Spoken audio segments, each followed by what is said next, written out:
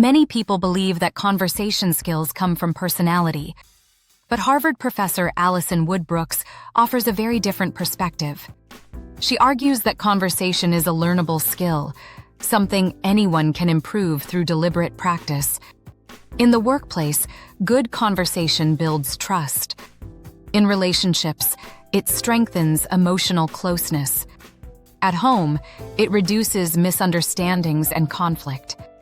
The quality of our daily conversations ultimately shapes the quality of our relationships. One of the first principles Brooks highlights is the power of asking thoughtful questions. Expansive questions, the kind that invite the other person to share more deeply, significantly increase trust and likability because they signal genuine interest. Equally important are follow-up questions. They show that you are paying attention to the other person's last thought, and this subtle signal of empathy can immediately deepen the interaction. Many people fear sounding awkward or nervous when speaking, but studies show that others rarely notice our anxiety. What truly matters is the intention to connect. Sincerity outweighs awkwardness every time. Another key factor is appropriate self-disclosure. Too much depth too soon can feel uncomfortable, while overly superficial talk creates distance. But matching the other person's level of openness builds closeness quickly and naturally.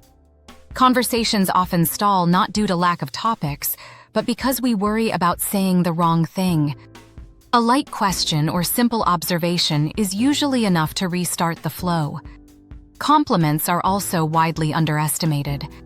We tend to hold back, thinking we might make the other person uncomfortable. Yet research shows that sincere compliments are received far more positively than we expect, strengthening rapport almost instantly. Small reactions, a nod, a brief smile, a short acknowledgement, also play a crucial role. Humans are highly sensitive to these subtle cues, and they make the conversation feel smooth and welcoming. Empathy can be expressed through a simple formula: summarize the situation and acknowledge the emotion. A short phrase like, "That must have been really difficult for you," may be simple, but its impact on trust is profound. Another surprising finding is that people often end conversations too early because they fear the other person is losing interest.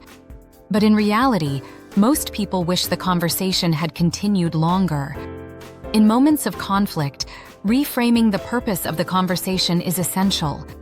Shifting from winning to understanding and from arguing to solving leads to far smoother and more productive dialogue.